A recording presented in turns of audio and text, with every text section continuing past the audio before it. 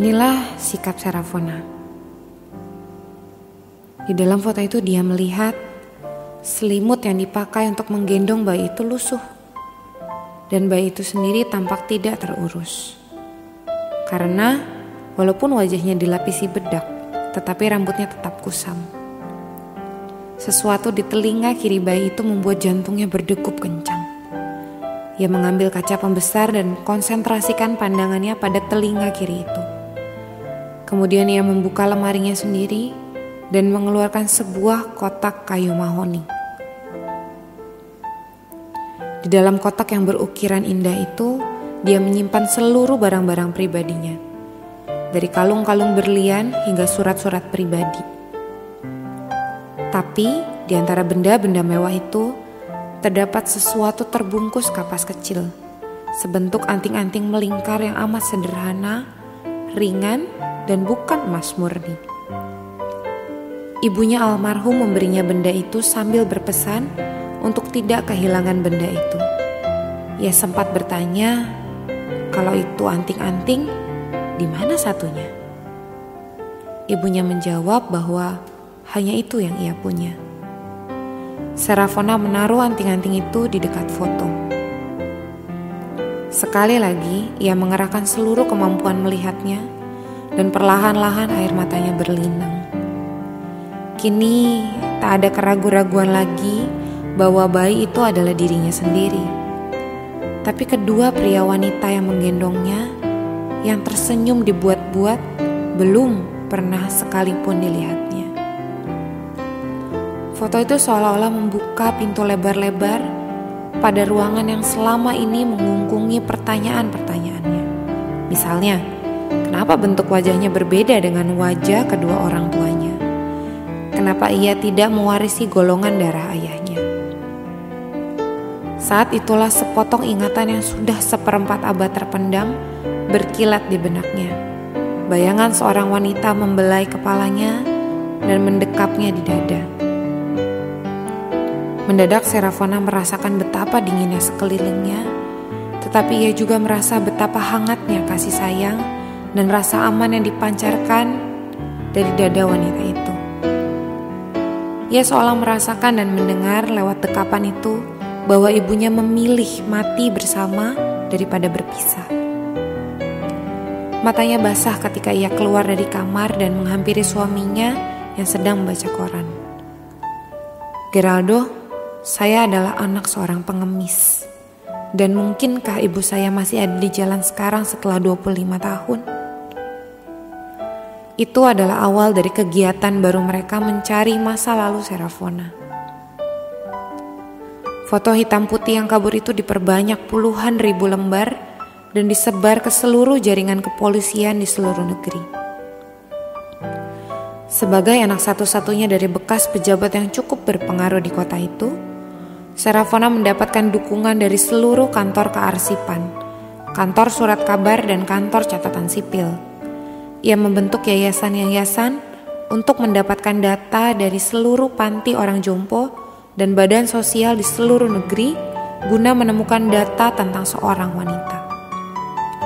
Bulan demi bulan lewat, tapi tak ada perkembangan apapun dari usahanya. Mencari seorang wanita yang mengemis 25 tahun yang lalu di negeri dengan populasi 90 juta bukan sesuatu yang mudah. Tetapi Serafona tidak menyerah. Dibantu suaminya yang begitu penuh pengertian, mereka terus-menerus meningkatkan pencarian mereka. Kini, tiap kali mengendarai mobil, mereka sengaja memilih daerah-daerah kumuh sekedar untuk lebih akrab dengan nasib baik.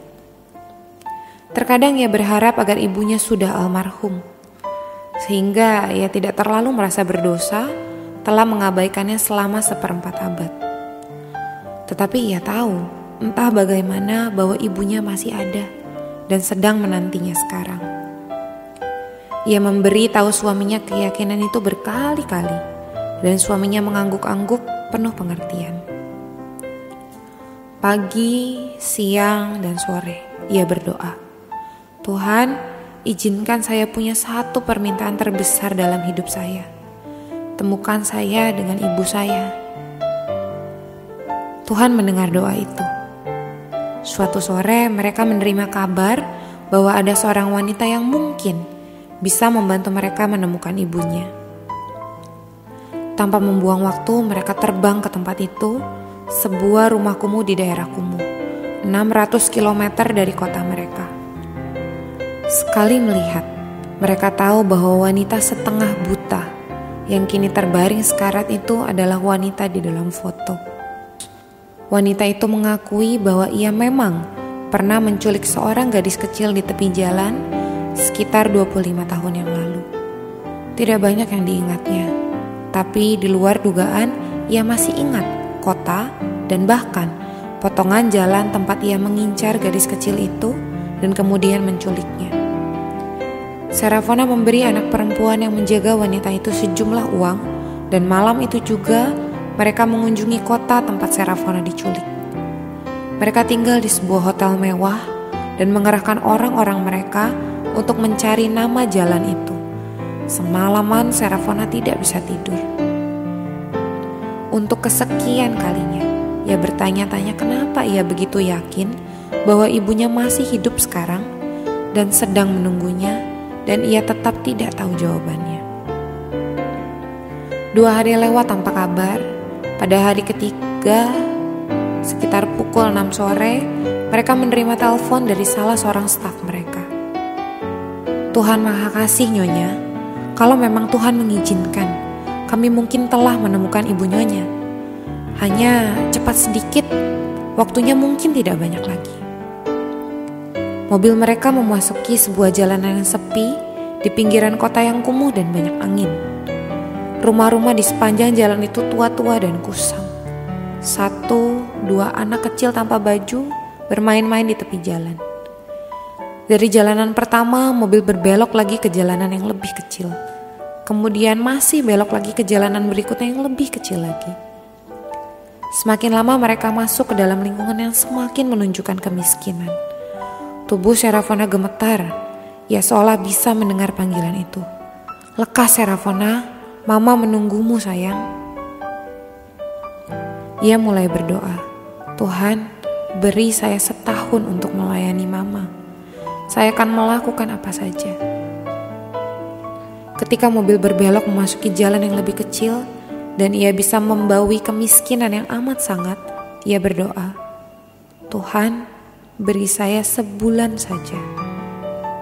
Mobil berbelok lagi ke jalanan yang lebih kecil dan angin yang penuh derita bertiup, berebut masuk melewati celah jendela mobil yang terbuka. Ia mendengar lagi panggilan mamanya dan ia mulai menangis. "Tuhan, kalau sebulan terlalu banyak, cukup beri kami seminggu untuk saling memanjakan." Ketika mereka masuk belokan terakhir, tubuhnya menggigil begitu hebat sehingga Geraldo memeluknya erat-erat. Jalan itu bernama Los Felides. Panjangnya sekitar 180 meter dan hanya kekumuhan yang tampak dari sisi ke sisi, dari ujung ke ujung. Di tengah-tengah jalan itu, di depan puing-puing sebuah toko, tampak onggokan sampah dan kantong-kantong plastik.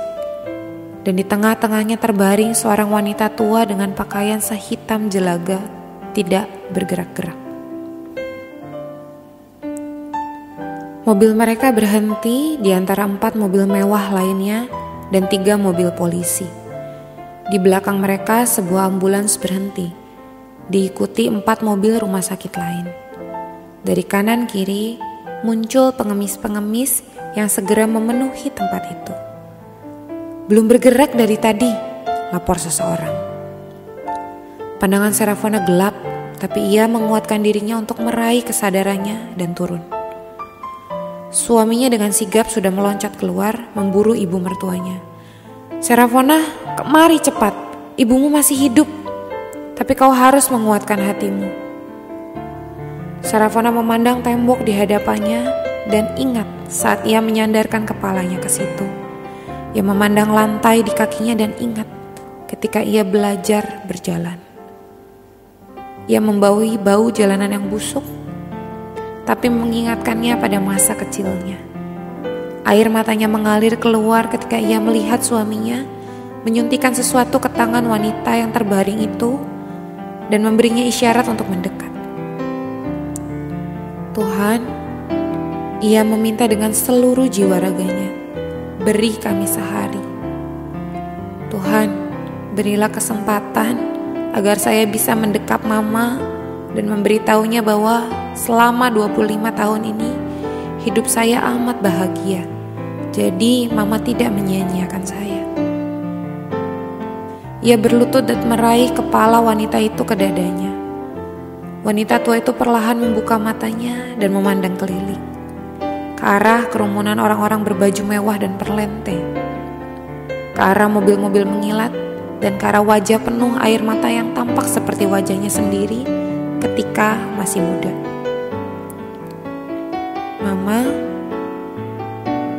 ia mendengar suara itu dan ia tahu bahwa apa yang ditunggunya tiap malam, antara waras dan tidak, dan tiap hari, antara sadar dan tidak, kini menjadi kenyataan. Ia tersenyum dan dengan seluruh kekuatannya, ia menarik lagi jiwanya yang akan lepas. Perlahan ia membuka genggaman tangannya, tampak sebentuk anting-anting yang sudah menghitam. Sarafona mengangguk. Dan tanpa peduli sekelilingnya, ia berbaring di atas jalanan itu dan merebahkan kepalanya di dada mamanya. Mama, saya tinggal di istana dan makan enak tiap hari. Mama jangan pergi dulu. Apapun yang Mama mau bisa kita lakukan bersama-sama.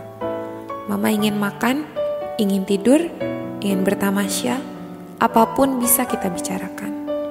Mama jangan pergi dulu. Ketika telinganya menangkap detak jantung yang melemah, ia berdoa lagi kepada Tuhan. Tuhan Maha Pengasih dan Pemberi. Tuhan, 1 jam saja. 1 jam saja. Tapi dada yang didengarnya kini sunyi. Sesunyi senja dan puluhan orang membisu.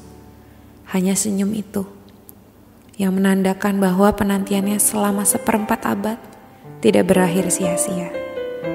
Sikars, Sarafona ingin berbakti, tetapi terlambat. Ia bukan anak bebal, hanya terlambat. Kamu dan aku belum terlambat. Yuk kita berbakti dan mencintai orang-orang yang memelihara kita.